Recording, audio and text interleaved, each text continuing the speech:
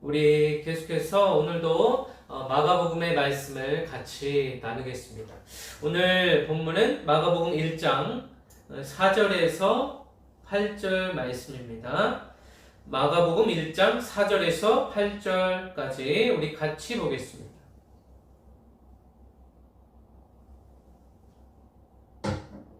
마가복음 1장 4절에서 8절 우리 다 같이 합독하도록 하겠습니다.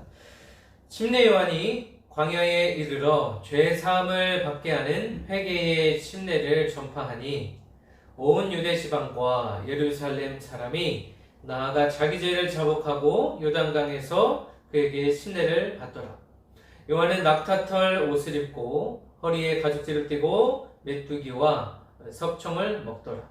그가 전파하여 이르되 나보다 능력 많으시니가 내 뒤에 오시나니 나는 굽혀 그의 신발끈을 풀기도 감당하지 못하겠노라. 나는 너희에게 물로 침례를 베풀거니와 그는 너희에게 성령으로 침례를 베푸시리라. 아멘. 오늘도 계속해서 마가복음 말씀을 같이 나누도록 하겠습니다. 오늘 이 말씀을 통하여서 이 하나님의 말씀이 듣는 것에서 그치는 것이 아니라 이 말씀을 우리의 삶에 적용하여서 그대로 실천하며 살아가는 우리 모든 성도들의 가정이 되기를 예수님의 이름으로 축원합니다. 오늘 말씀 4절에 보니까 침례 요한이 광야에 이르러 죄 사함을 받게 하는 회개의 침례를 전파한다 이렇게 말하고 있습니다. 침례 요한은 우리가 앞서서 살펴본 것과 같이 예수님의 길을 예비하는 광야에 외치는 자의 소리로서 이 시간도 우리에게 예수님의 길을 예비하라 라고 말씀하시는 것 같습니다. 이 침례 요한이 죄사함을 받게 하는 회개의 침례를 전파한다 이렇게 성경에 기록되어 있습니다. 먼저 우리가 살펴봐야 될 것은 회개입니다. 이 회개는 원어로 메타노이아라고 합니다. 헬라 원어로 메타노이아, 이 뜻은 다시 생각한다는 것입니다. 그래서 구체적으로 하나님과 자신의 관계에서 무엇이 잘못되었는지 또 하나님과의 올바른 관계는 무엇인지에 대해서 다시 생각하고 자신의 마음과 생각을 바꾸는 것을 의미합니다. 그리고 이 회개라는 것은 하나님께로 완전한 전향을 의미합니다. 또 단순히 마음만 바꾸는 변화가 아니라 행위의 변화, 우리의 마음이 변화되고 행위가 변화되어서 궁극적으로는 우리의 삶이 예수님의 삶과 동일한 삶으로 변화되는 것, 그것이 바로 이 회개의 뜻입니다. 이 회개의 의미는 침례 요한이 예수님의 말씀을 전파하였던 이 광야, 그 장소였던 광야와 연관되어 있습니다. 이 광야라는 곳은 이스라엘 백성들이 하나님과 언약을 맺었던 첫 번째 장소로서 그러한 상징성이 있는 것입니다.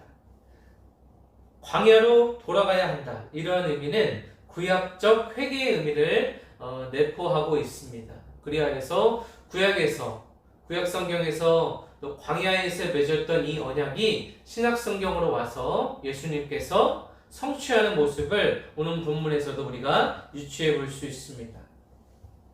침례 요한이 이 회개의 침례를 베풀었다고 했습니다. 대부분의 성경에는 침례가 아닌 세례로 표기가 되어 있습니다. 침례교를 제외한 대부분의 교단에서는 이 세례의 의미를 차용하고 있습니다. 여기에서 이 침례와 세례의 차이점을 우리가 간단하게 세 가지 정도로 분류해서 살펴보도록 하겠습니다. 첫 번째는 형식의 차이가 있습니다. 세례는 머리에 이 물을 떨어뜨리거나 머리에 물을 부을 때 세례라는 표현을 쓰고, 침례는 침수례입니다. 완전히 그 사람의 몸이 물속에 잠겼다가 다시 이제 일어나는 그러한 일련의 과정을 이제 침례라고 표현합니다. 그래서 형식의 차이가 첫 번째로 있습니다. 두 번째로는 의미의 차이가 있습니다. 이 세례라는 것은 일반적인 의미로 예수님을 믿고 죄 씻음을 받았다는 것을 선포하는 것입니다. 반면에 이 침례는 내가 물속에 잠겼다는 것은 잠기는 그 상황에 나의 옛 생활이 죽고 성령으로 말미암아서 이 옛 자아가 죽고 물속에서 나올 때 이 새 사람으로 변화된다는 이러한 의미를 가지고 있습니다. 그래서 예수님을 믿은 후에 옛사람이 죽고 이제 새 사람으로 살아가겠다는 그러한 의미를 가지고 있는 것입니다. 세 번째로는 받는 사람의 자격의 차이가 있습니다. 이 세례는 신앙 고백을 한 사람 그리고 예수님을 영접하지 않은 어린아이에게도 베풉니다. 우리가 흔히 유아 세례라고 합니다. 하지만 이 침례는 믿는 자만이 또 그 믿는 자가 예수님을 주인과 구세주로 고백하는 이 신앙 고백 위에 침례를 받을 수 있게 됩니다. 한국어 성경에는 대개 세례라고 표기되어 있습니다. 그러나 신약의 원문이 헬라어에는 세례라는 표현이 란티스모스고 침례는 밥티스마라고 표현합니다. 이 원문을 보면 본문의 이 침례라는 것은 란티스모스가 아니라 밥티스마, 한글로 침례라는 의미에 더 가깝습니다. 그래서 원문을 더 정확하게 번역할 때는 침례의 의미가 더 적절하다고 볼 수가 있습니다. 당시 예수님 당시에 유대교가 있었는데 유대인이 믿는 종교죠. 그래서 하나님만을 유일신으로 섬기는 이 유대교가 있었습니다. 이 유대교에서 유대인이 아닌 이방인이 유대교로 개종했을 때에 그때의 통과 의례로서 죄 씻음과 그리고 유대교에 입교했다는 의미로 침례를 행했습니다.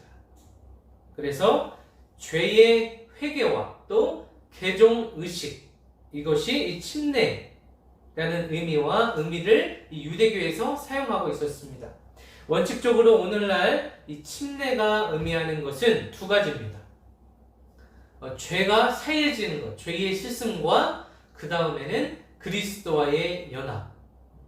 우리가 종전에 말씀드렸듯이 물속에 잠긴다는 것은 그리스도와 함께 내가 죽고 물속에서 다시 올라올 때에 그리스도와 다시 함께 살아난다는 이런 의미를 침례가 가지고 있습니다. 오늘 본문에서 요한이 베푼 침례는 장차 오실 메시아를 기다리고 이 메시아를 기다린다는 것은 결국에는 메시아가 왔을 때 하나님과 우리 자신과의 관계가 회복된다는 것입니다. 궁극적으로 죄사함과 이 구원의 은혜가 이루어지도록 도와주는 역할을 하게 되는 것입니다. 계속해서 5절 말씀 우리 같이 합독하겠습니다. 우리 5절에 보면 이렇게 되어 있습니다. 온 유대 지방과 예루살렘 사람이 나아가 자기 죄를 자복하고 요단강에서 그에게 침례를 받더라. 이렇게 기록되고 있습니다. 5절에서는 침례 요한의 분주한 사역이 기록되어 있는데 온 유대 지방과 예루살렘 사람이라는 것은 유대 땅에 있던 거의 모든 사람이 침례 요한에게 나와서 침례를 받았다. 이렇게 우리가 해석을 할 수가 있습니다. 계층이나 신분과는 상관없이 거의 모든 부류의 사람이 침례 요한에게 나와서 침례를 받았다는 사실을 보여주고 있다는 것입니다. 침례 요한의 침례는 언약 백성, 하나님과의 광야에서 맺었던 그 언약 백성으로서의 모든 이스라엘을 향한 이 회개의 침례가 되겠습니다. 침례 요한의 침례에 대한 유대인들의 반응이 이렇게 열광적으로 또 적극적이었던 이유는 무엇이냐면 400년 정도 하나님의 말씀을 듣지 못했기 때문입니다. 그래서 하나님의 말씀을 듣지 못하면 영적으로 갈급하고 자신의 생활이 피폐해진다는 사실을 이 사람들은 분명히 알고 있었습니다. 그래서 이렇게 침례 요한에 대한 반응이 적극적이었던 것은 그들의 영적인 갈급함과 공허함을 그 어떤 말씀도 채워주지 못했다. 이렇게 우리가 해석을 할 수가 있습니다. 아울러 당시에 있었던 유대의 종교 지도자들의 그 말씀이 적절하게 그 영혼들의 갈급함을 채워주지 못하고 충족해주지 못했다, 이렇게 해석할 수가 있습니다. 오늘 사절에 보면 죄사함을 받게 한다고 했는데 이 죄라는 의미가 무엇인지 간단히 살펴보겠습니다.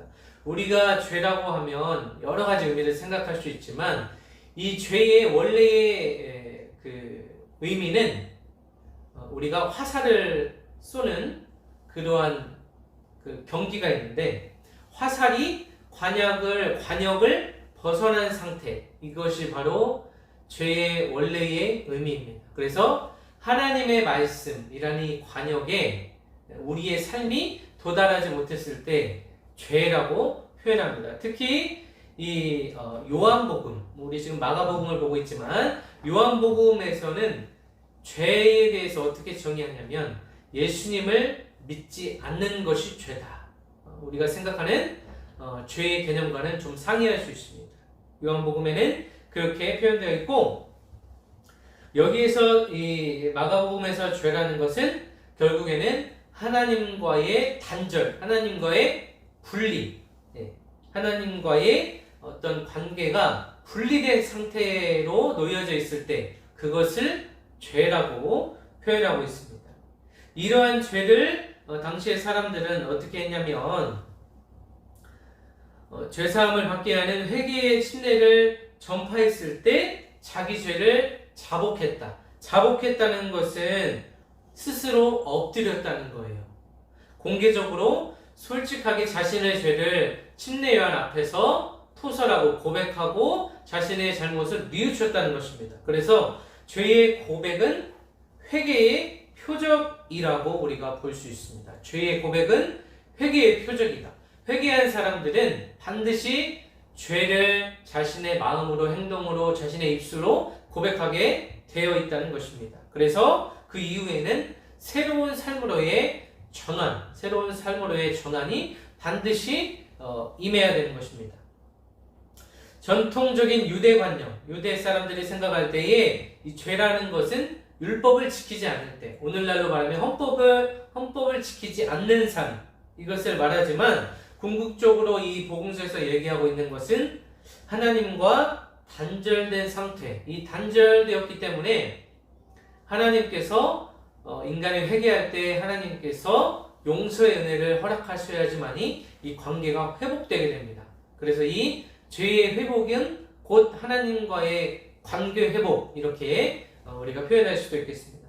사람들이 침례 요한의 메시지를 듣고 죄를 자복했다는 것은 하나님께 대한 자신들의 불신앙, 믿지 않는 것이죠. 하나님을 믿지 않고, 하나님을 믿지 않는다면 그 무언가, 자신을 믿던지 자신이 가지고 있는 능력, 물질, 명예, 권위 등등을 믿고 살아갈 때에 이러한 것들을 우리가 불신앙이라고 볼 수가 있습니다.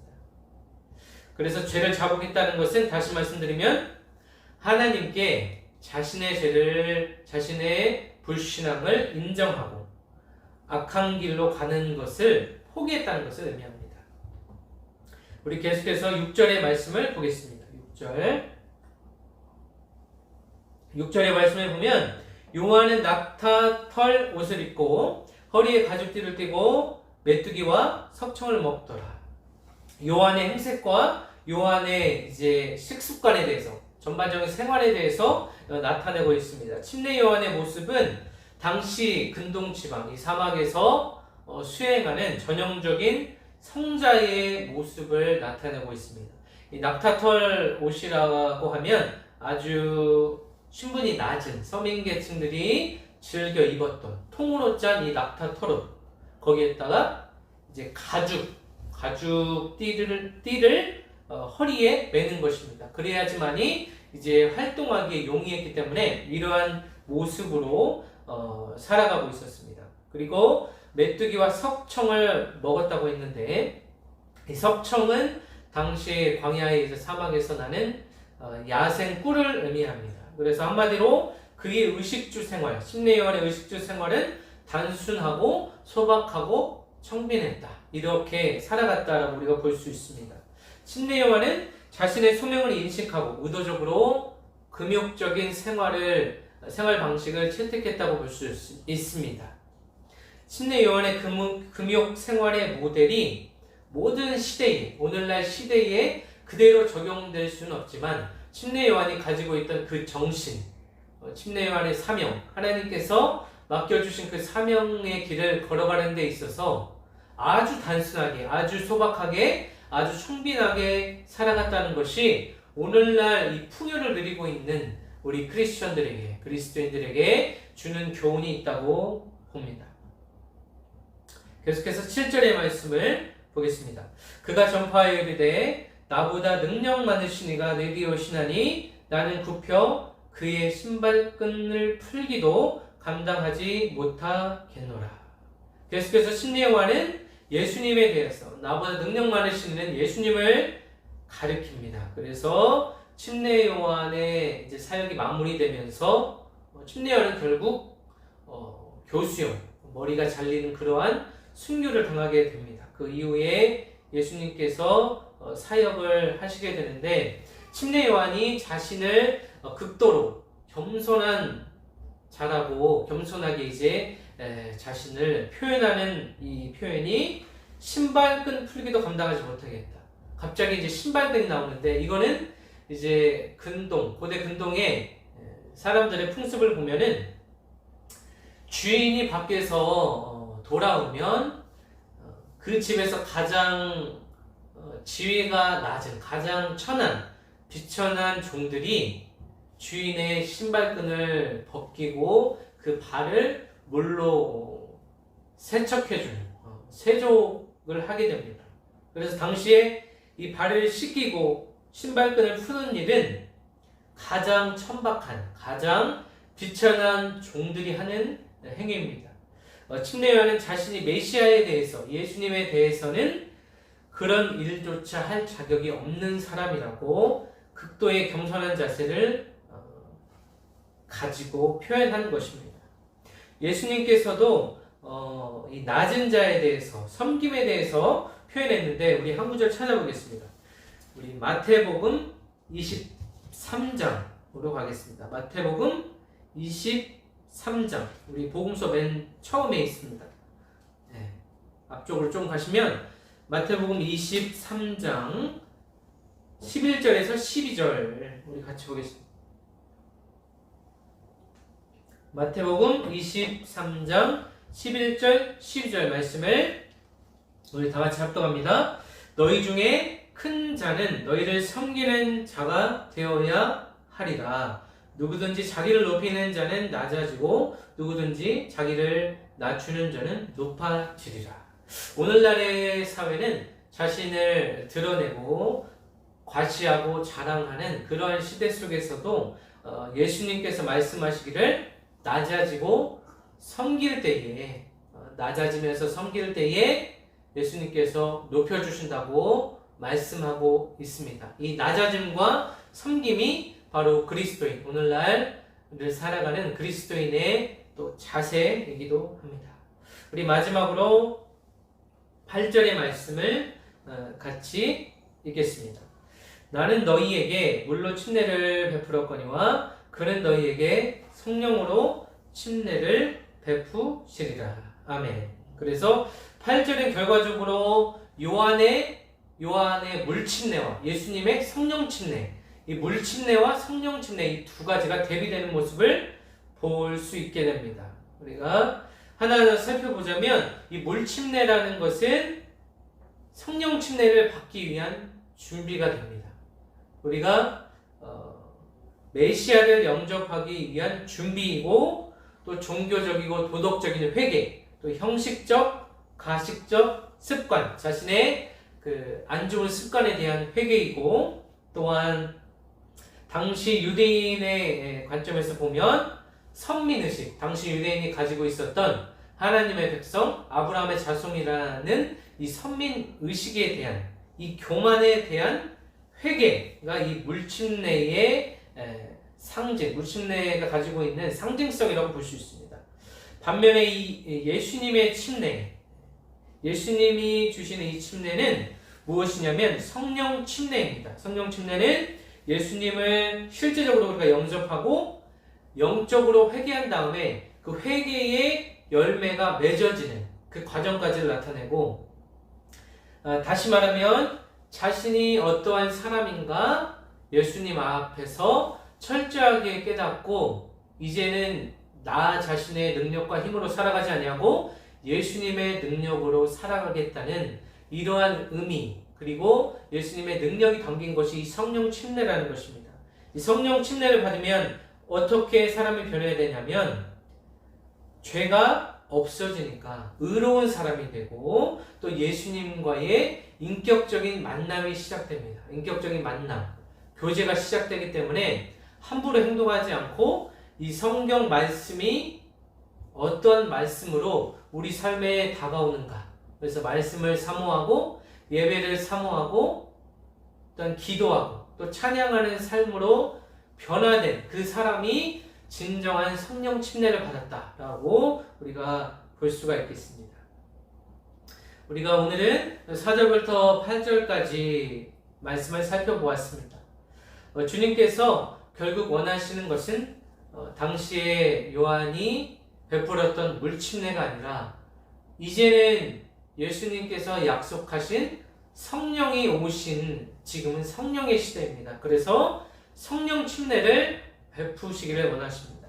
성령 침례라는 것은 예수님과의 만남, 예수님을 만난 이 체험을 얘기하고 있습니다. 그래서 인격적인 교제, 사람과 사람이 어떤 교제를 시작할 때 인격적으로 그 교제가 시작되고 유지가 되어야지 그 관계가 단단하고 아주 우직한 관계가 되는 것처럼 우리가 예수님을 믿는다고 했을 때, 예수님을 믿고 영접하고 난 후에 침례를 받게 되는 경우가 있고, 아니면 예수님을 침례를 통하여서 성령 침례, 성령을 인격적으로 받아들일 때 우리가 침례를 받을 수도 있습니다. 하지만 이러한 경험이 없고 또한 예수님을 만나본 적, 예수님과 함께 교제하고 같이 살아가 본 적이 없는 사람, 이러한 사람들의 문제는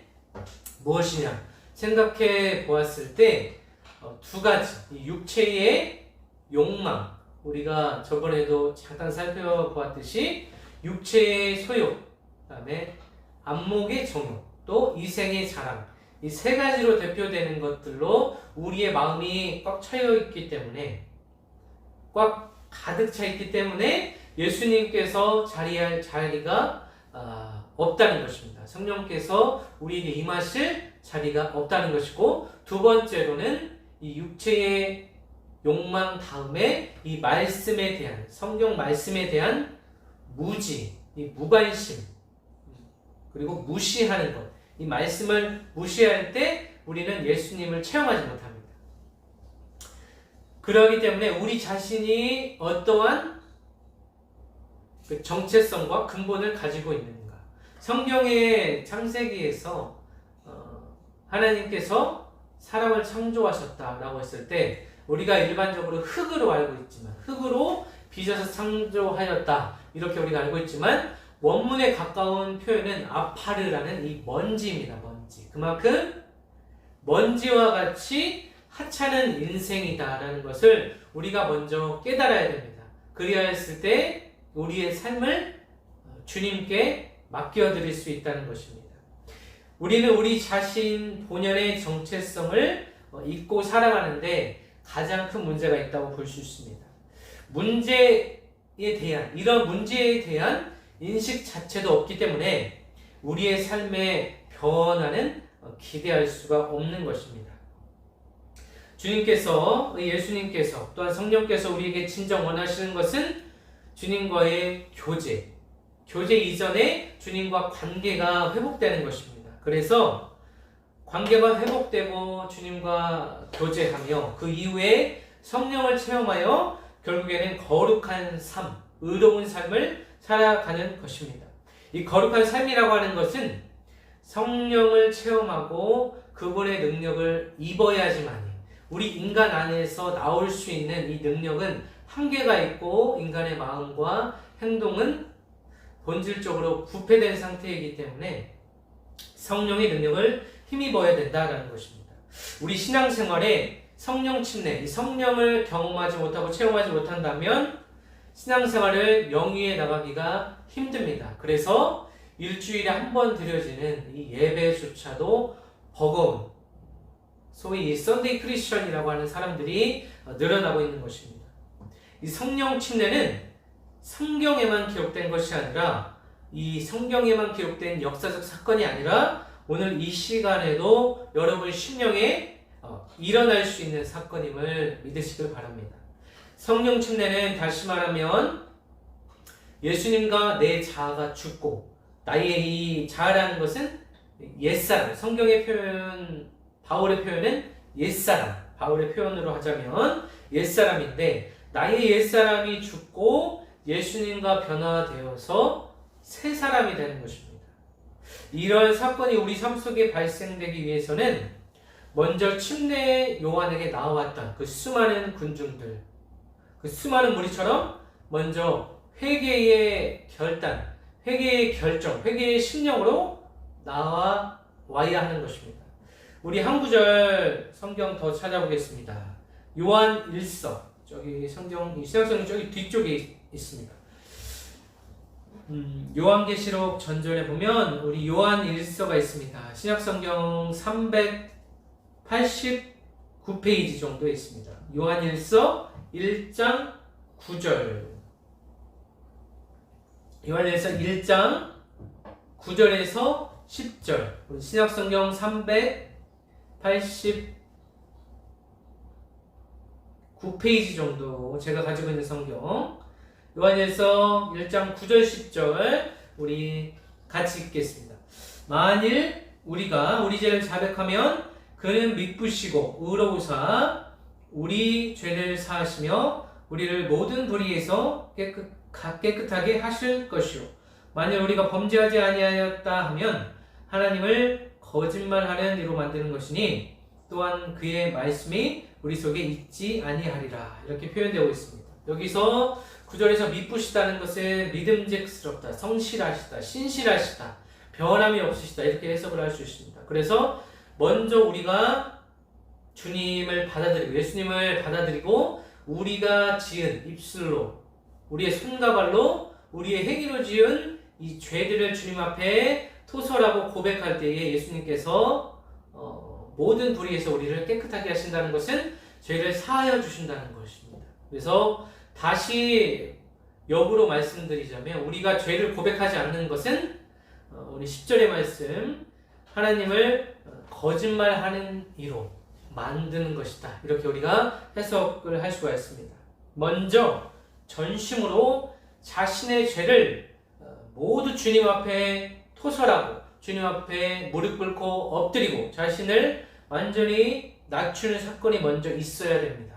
이 회개의 사건이 일어나지 않는다면 우리가 드려지는 이 예배 또 예수님을 믿는다고 하는 이 신앙생활이 제가 생각했을 때는 크게 의미가 없습니다. 그래서 회개 후에는 주님의 용서가 있습니다. 주님의 자비와 용서. 그 용서 후에는 하나님께서 이 주님께서 예수님께서 이 세상을 살아갈 이 성령의 능력을 주시는 것입니다. 이것은 굉장히 어떤 면에서는 사변적이고 추상적인 이야기지만 이 말씀이라는 것이 사실은 굉장히 현실적이고 우리 삶에 구체화되고 또한 실제적으로 다가와야지만이 이 말씀의 능력을 힘입고 살아가는 사람이라고 우리가 얘기할 수 있습니다. 이러한 체험이 반복되고 말씀의 능력을 입은 사람들은 그들의 신앙이 이 성숙을 이룹니다. 오늘날 많은 그리스도인들이 비판의 대상이 되는 것은 성숙하지 못했기 때문에 말씀을 오해하고 말씀대로 살아가지 못하고 이렇게 되면 당연히 인격과 인품, 이 성품의 이 성숙에 이르지 못합니다. 우리 그리스도인들의 궁극적인 목적이 무엇이냐라고 했을 때 예수님과 같은 삶. 아주 급진적으로 표현하자면 우리가 예수와 같은 삶, 예수님이 되어야 되는데 그렇지 못한 까닭은 무엇이냐면 나의 흥으로, 나의 생각으로, 나의 관념과 철학과 나의 어떤 스펙을 가지고 나의 물질을 가지고 내가 가진 그 백그라운드를 가지고 살아가려는 이 많은 사람들 때문에 기독교, 이 크리스찬들이 비판의 대상이 되고 있습니다. 예수님을 주인과 구세주로 영접하고 구원받았다고 하여서 우리 신앙생활이 끝나는 것이 아닙니다. 이것은 구원은 신앙생활의 시작입니다. 그 이후에는 성화의 작업이 있어야 된다. 성화, 거룩하게 되어야 된다는 것입니다. 쉽게 얘기하자면 예수님의 그 성품을 회복해야 된다. 제가 전에도 말씀드렸듯이 이 성령의 9가지 열매, 성령의 열매를 맺어가며 살아가는 사람이 진정한 그리스도인이다. 이렇게 우리가 표현할 수가 있습니다. 그래서 이 값싼 구원, 나는 구원받았다라고 하는 이 착각, 또는 진짜로 구원받았다고 하여도 거기서 정체되는, 머무르는 것이 참 안타까운 현실입니다. 이러한 사고방식 때문에 기독교의 본질, 이 진리가 왜곡되고 예수님을 믿는다고 하는 이 사람들이 이 세상의 비난이 되는 현실 속에서 우리가 살아가고 있습니다. 결론적으로 이 세상의 삶은 유한하기 때문에 우리 인생의 마지막, 이 땅에서의 삶은 유한하기 때문에 우리 인생, 죽음 이후의 내세에 대해서, 그 이후의 세계에 대해서 우리는 생각하면서 살아야 될 것입니다. 우리 말씀 한 구절 더 찾아보겠습니다. 히브리서 9장 27절. 히브리서, 요한일서 전전에 있습니다. 히브리서 신약성경 353페이지, 처음 시작되고 360페이지 정도에 있습니다. 9장 27절.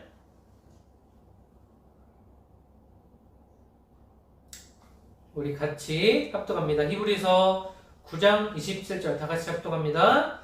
한 번 죽은 것은 사람에게 정해진 것이요 그 후에는 심판이 있으리니. 아멘. 우리가 이 세상에 모두 다 태어나서 삶을 살아가게 됩니다. 그 삶 이후에는 심판이 있습니다. 이 심판의 잣대에서 예수님을 믿고 살아가는 자와 예수님을 거부하고 믿지 않고 불신앙으로 살아가는 이 두 부류의 사람으로 나뉘어지게 된다는 것입니다. 그래서 우리는 현실에 매여 살아가는 사람이 아니고 예수님께서 심판하라고 심판주로 오시지만 예수님을 믿는 사람, 믿고 살아가는, 끝까지 살아가고 견디며 인내하는 사람에게는 영생을 허락하신다. 영원한 하나님의 나라를 허락하신다 말씀하셨기 때문에 우리는, 다시 말씀드리자면, 영원을 사는 사람들입니다. 우리는 영원히 사는 사람들이기 때문에 이 세상을 살아갈 때에 없어질 것에, 허무한 것에, 썩어 없어질 것에 집착해서는 안 됩니다. 그러므로 이 시간 우리가 주님 앞에 해야 될 것은 회개입니다. 먼저 회개하고 주님께 자복하는 역사가 일어나기를 예수님의 이름으로 간절히 축원합니다. 이번 한 주간 우리의 자발적인 회개와 하나님의 용서의 은혜로 성령을 체험하여서 주님께서 기뻐 받으시는 거룩한 산 제물이 되시기를 바랍니다. 그리하여서 주님께서 기뻐하시고 원하시는 변화된 삶을 살아가시기를 예수님의 이름으로 간절히 축복합니다. 기도하겠습니다. 주님, 부족한 종이 말씀을 전했습니다. 이 땅, 유한한 이 땅에서 살아갈 때에 사람에게, 환경에게, 물질에게 집착하지 아니하고 온전히 우리의 왕 되시고 주 되시는 예수 그리스도만을 생각하며 그분의 뜻과 그분의 의와 하나님의 나라를 생각하며 진리가 무엇인지 생각하며 살아갈 수 있도록 도와주시고, 우리가 주님 앞에 통회하며 자복하며 회개할 때에 주님께서 풍성한 은혜를 내려주실 것을 믿습니다. 감사드리며 예수님의 이름으로 기도합니다. 아멘.